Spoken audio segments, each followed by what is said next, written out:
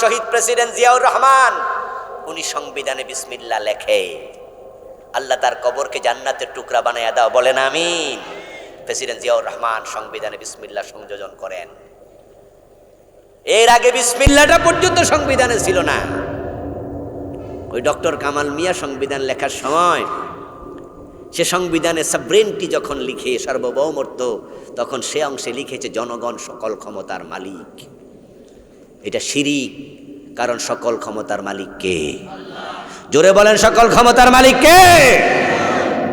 জিহাদের ব্যাপারে যাদের উচ্ছ্বাস নাই, উদ্যম নাই, যারা জিহাদের চিন্তা করে না, মাল্লাম ইয়াগজু ওয়ালাম ইউহাদ্দিস বিহি নাফসাহু ফামাতা আলা শুবাতিন মিনান নিফাক।